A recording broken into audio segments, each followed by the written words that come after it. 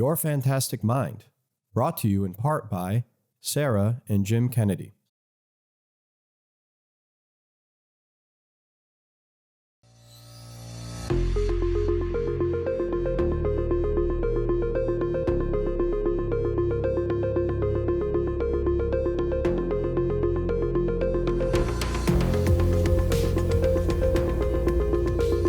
Welcome to Your Fantastic Mind. I'm Jay Watson. After years of anticipation, the long-awaited hope for Alzheimer's disease treatment has finally arrived. For the first time, a potential treatment is available that can slow disease progression alongside a promising blood test for detection. Yet, as we embrace this momentous progress, we encounter new challenges. How do we ensure access to treatment for those in need? How can we make sure it works for everyone? And perhaps most pressing, how do we get people early diagnosis to optimize the effectiveness of these new therapies? We are diving into a multitude of issues, including the impact of lifestyle choices that can protect our cognitive health. With the pace of memory science accelerating like never before, we're at the beginning of a new era.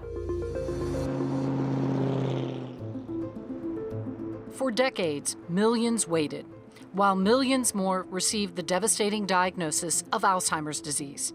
Researchers persevered, confident the science would get them to today. This is it. The day has arrived.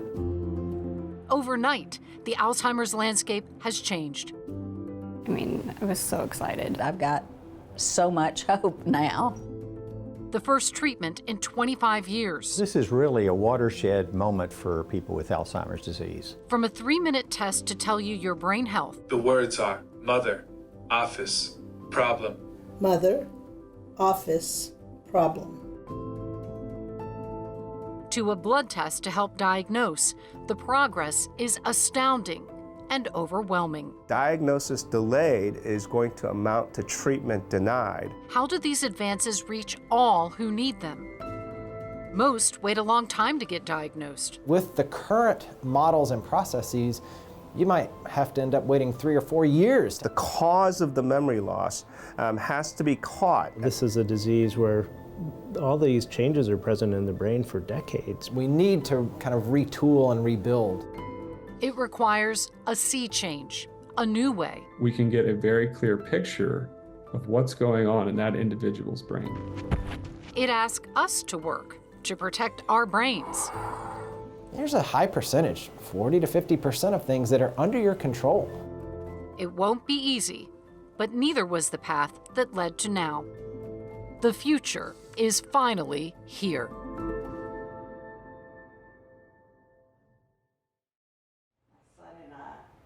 Driving, different little things. Krista Schaefer was a busy wife and mom to 2 daughters in San Diego, California, when she noticed profound changes. First one was that I couldn't write. Then it was reading. Then it was using a keyboard. Then riding a bike. Then buckling her seatbelt. She was fabulous in math. She cannot do any math. Her diagnosis last year at 56 years old was Alzheimer's disease. 10% of Alzheimer's cases are in people under 65 years old. It was horrible, horrible. Dr. Alan Levy, director of the Goizueta Institute at Emory Brain Health. Krista has a rare form of Alzheimer's disease. It has been diagnosed as posterior cortical atrophy. Posterior cortical atrophy causes the loss of brain cells at the back of the brain. This region is responsible for visual processing and spatial reasoning.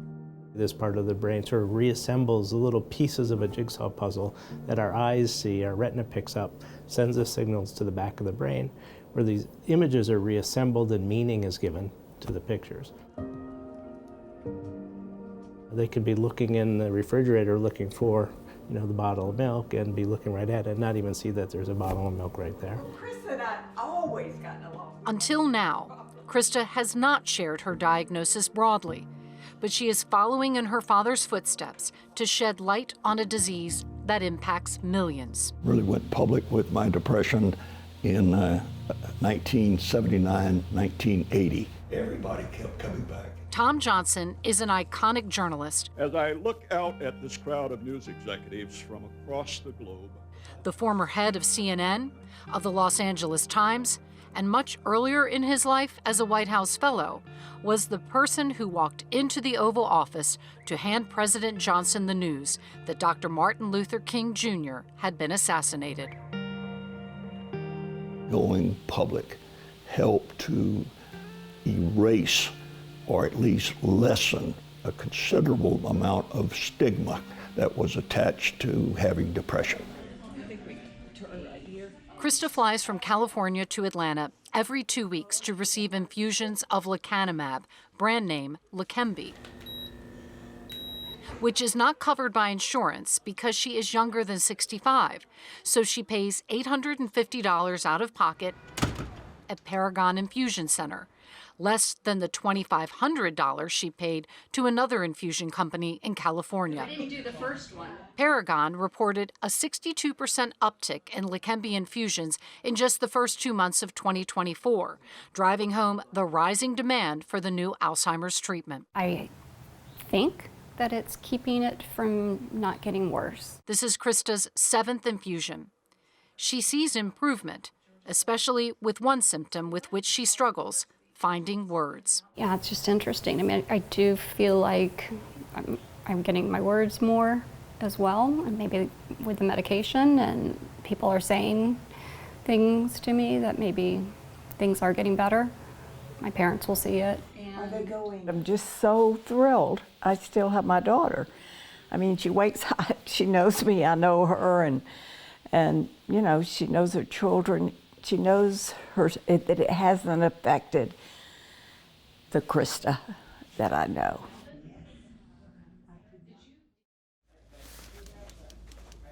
I have hope again after being told that there was nothing, get my affairs in order. 74-year-old Carolyn Davis says a Florida neurologist told her she had Alzheimer's and it was too late to do anything. Really appreciate it. She got a second opinion with Dr. Levy, who said her disease was not advanced and she was a good candidate for Leqembi. The relief was overwhelming. I did a whole lot of crying.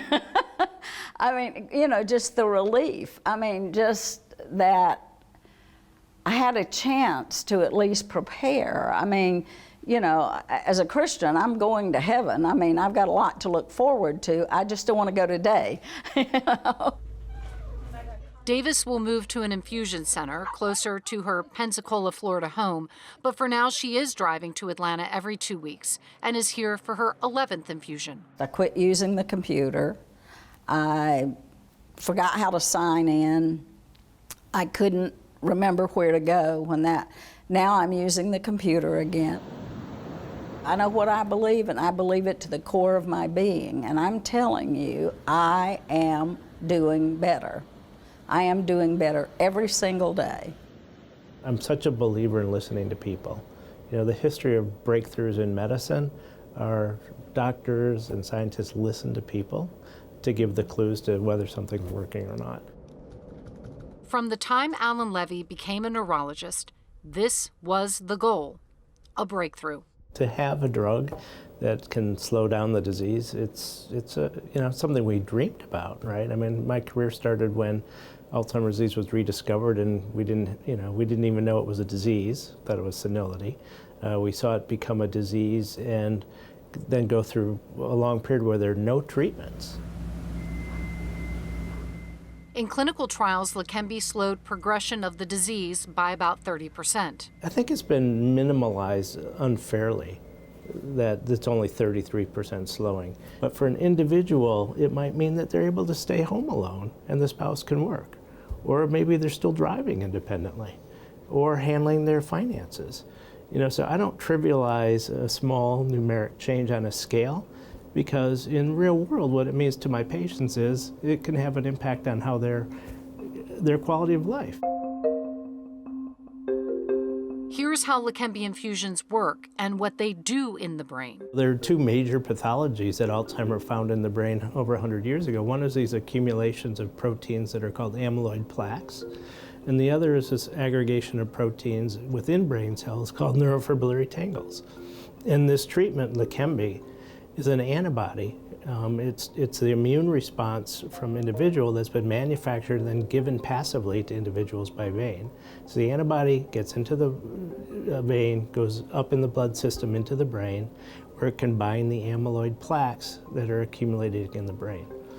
And over time, what it does is it activates the immune system and the clearance mechanisms that are present normally in the brain to remove the amyloid. So over the course of these studies, over about a year to year and a half, most people have the vast majority of amyloid plaques removed from the brain. You know, that's absolutely miraculous when you think about it, right? You can have a brain full of amyloid, and there's a lot of it. And to have this treatment cleared out is pretty remarkable. Treatment carries the risk of bleeding and even brain swelling, so new patients get MRIs often to catch any brain changes. The key is starting treatment early. What you want to do is you want to catch people as early as possible. Oh, we're rerunning those right now. Neurologist Dr. James Law is the Associate Director of the Goizueta Institute at Emory Brain Health. In the clinical trial where they had placebo treatment for 18 months for some people and some people got active treatment for 18 months, when you switch those placebo-treated individuals to active drug, they start to benefit and they start to slow down. But when you follow them out a year, 2 years, the people who are on the drug for 18 months earlier are continuing to do better than the people who were on placebo for 18 months. And here's where all that progress encounters a bit of a roadblock. So I would lean towards... Neurologists are the specialists who diagnose cognitive decline. And then we talked about... And there are not enough of them, and wait times to be seen can take months. 100 years ago, 1 out of 20 Americans were senior citizens. Now it's 1 out of 5. There are 25,000 neurologists in the United States, and about 500 of them are in Georgia, most concentrated in urban areas of the state. Fewer than a third of Georgia's 159 counties have a single neurologist. A study in the journal Neurology reports that 20% of patients in the U.S. travel 50 or more miles one way to see a neurologist. This was problematic even when there was little that could be done for someone diagnosed in the early stages of decline. But now that there is a treatment that can slow the disease that must be started early, it's an urgent issue. Diagnosis delayed is going to amount to treatment denied. So if you want to bring him around and then I'll wander in. Our scheduling person managed 500 appointments in the month of February. Dr. Hales will be in there shortly. Interesting. Neurologist Dr. Chad Hales is the director of the Emory Cognitive Clinic. Just tell me how things have been going. Whenever I moved, I had to move slower. Overnight, the field has shifted. A to 2, so on. From assessment and diagnosis to assessment, diagnosis, and possible treatment. And then as we get up into the brain, this is the cerebellum. You don't have to be a cognitive neurologist to get patients on the right pathway. It's going to require some changes in how patients approach their care. But if you do have those symptoms, then maybe some newer models may provide my care a little bit quicker, but it might not be exactly what I was looking for to start with. We're also we still hear many patients who see one of our outstanding advanced practice providers, and they're very upset or agitated that they didn't get to see the doctor. It's under the consent that you sign. Many patients want to be face-to-face with their doctor. But the way to help the most people the quickest will likely require adjusting expectations. We're actually pretty hopeful that some of these changes will occur within the next few months. Having nurse practitioners, physician's assistants, social workers, other nurses, along with our physician staff working as a team, that's the only way we're going to solve this. And so that is going to require some flexibility from patients and families to say, yeah, let's give this model a try. It might actually get me to where I need way quicker. There are here and now changes, and then there are seismic shifts that could soon be underway. A very different model is this entire building gets set up as a memory center. AI, artificial intelligence, could speed up the process. You call in and you begin the evaluation on a chat bot.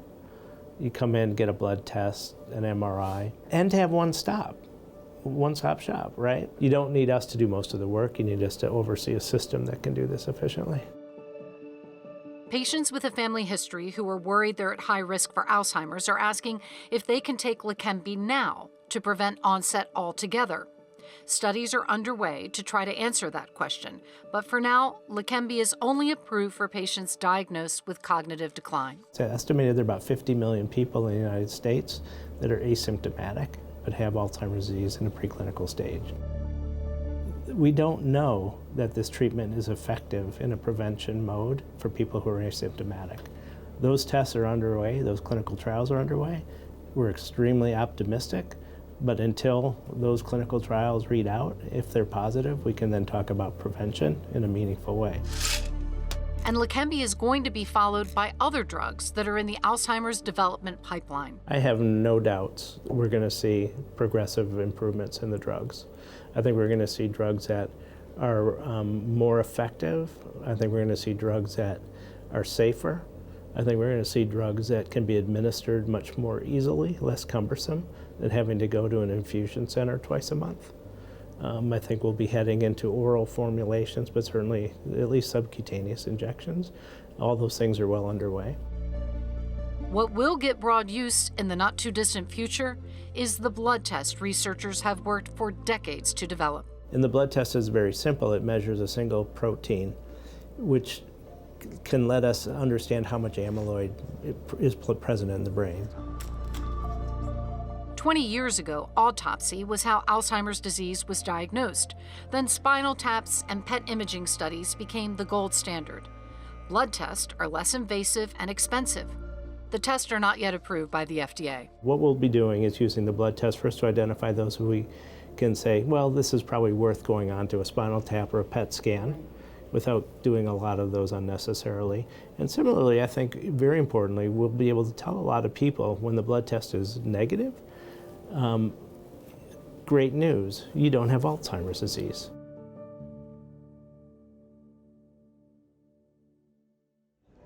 We're having a special thing today. Can you just sign on the dotted line? Also critical, getting more African American men to take part in research. Not an easy feat after a long history of mistreatment. If you're interested in research, Dr. Monica Parker is the outreach director for the Emory Goizueta Alzheimer's Disease Research Center. 2 years ago, they began these monthly minority men's health luncheons and discussions because African American men were the group least represented in research. African Americans are almost twice as likely to develop Alzheimer's disease, with 21% of people over 70 living with it. But only 2% of African Americans participate in Alzheimer's clinical trials. 58-year-old David Dorbin lost his mother to Alzheimer's disease. She was diagnosed in her early 60s. 81-year-old Joseph White is a retired biologist and pharmaceutical executive. Both men began attending the lunches, and both ended up enrolling in research. I wanted to also get involved with research so that I can, number one, meet other people who were involved in research, and number two, get to know doctors who specialize in the care for people with dementia and Alzheimer's. Different genders and races respond differently to treatment.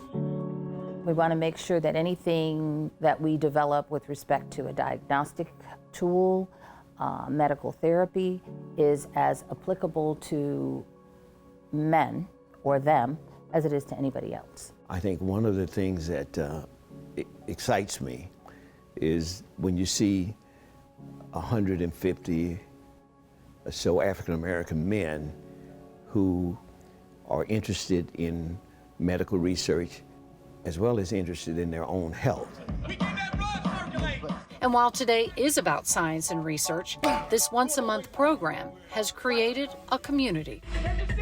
I speak to it and seriously as a fraternity because as African American men, it's rare for us to, first of all, be involved in research, and secondly, to be highly recruited for research. Almost 40% of men who've come to this event are now in research. It's exciting. Their participation could change the future, including their own. To seek out us for research is absolutely awesome, and it should be more of this all throughout the United States.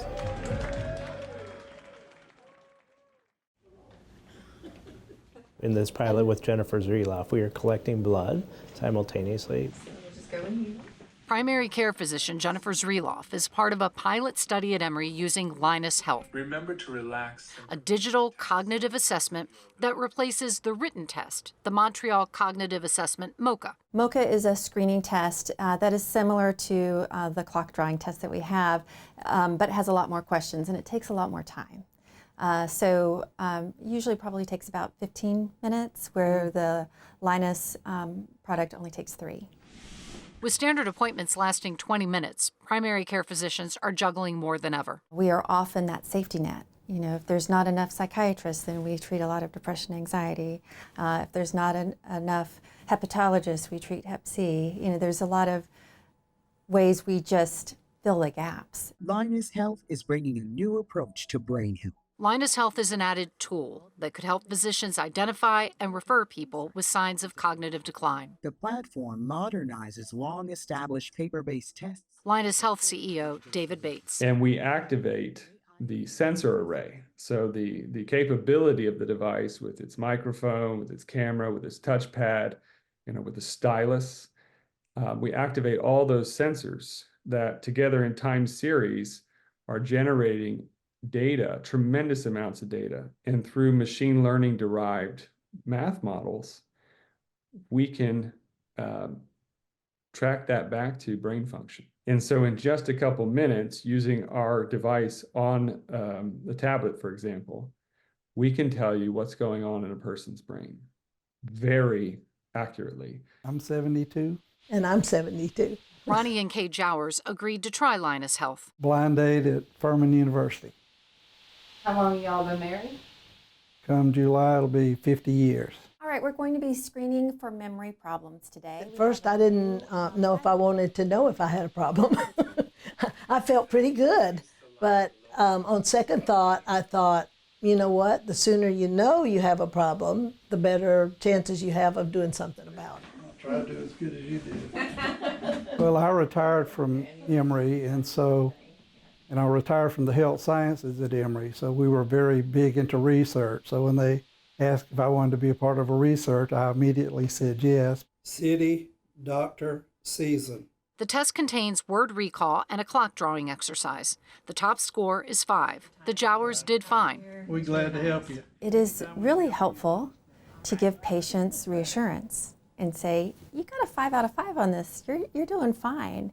And I do think that helps with the clogging of cognitive neurology, that we're not referring those patients anymore because they've gotten the reassurance that they need. In stroke, a little phrase, time is brain. And that's what's happening with Alzheimer's disease as well. So people can now get evaluated much quicker than they could in the past. Remember the problems that you described at that time? Neurologist Dr. Michael Hemphill is a senior partner at Savannah Neurology Specialists. I think that comes back as you get older. I do think. He is also the head of the latest Georgia MemoryNet Center, one of 7 in the state. Patients are referred by their doctors.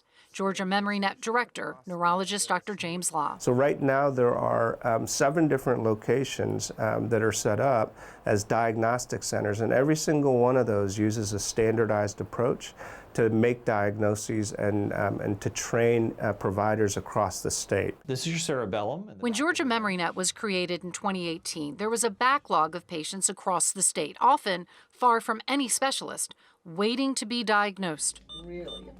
But now that there is treatment, there is urgency, and these 7 memory assessment clinics, which have already seen thousands of patients, are busier than ever. We're able to provide this sort of subspecialty diagnostic evaluation that essentially wasn't available. In the entire state of Georgia, if you left the confines of Metro Atlanta, you could not find a cognitive neurologist.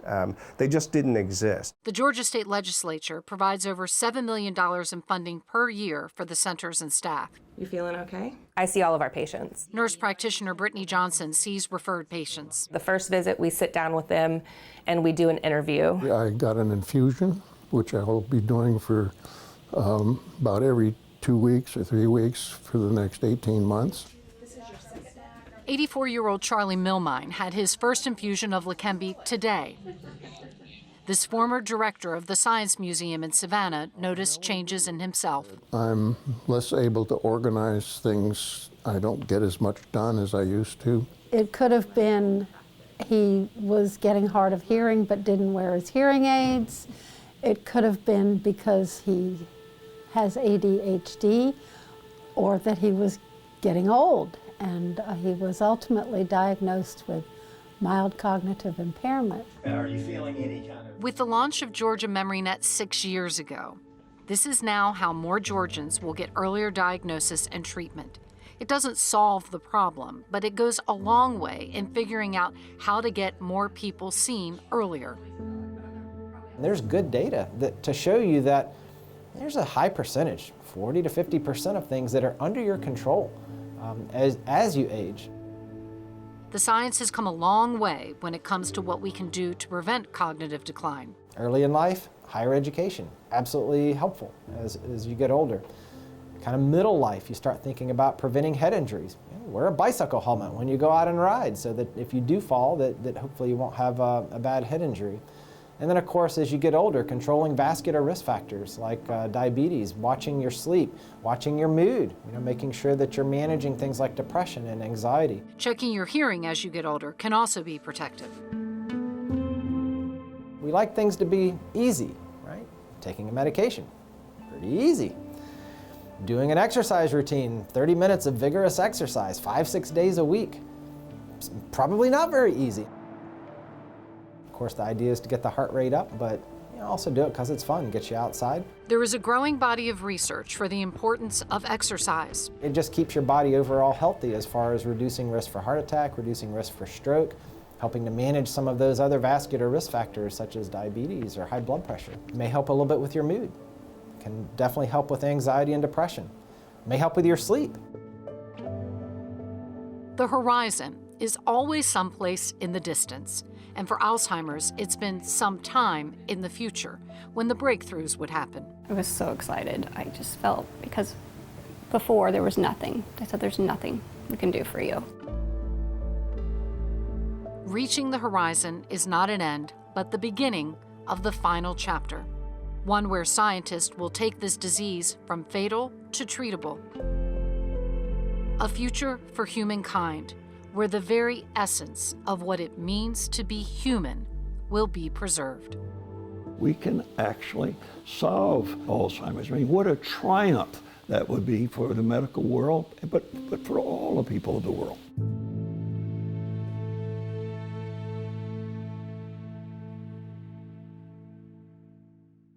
That's going to do it for us this week. See you next time on Your Fantastic Mind.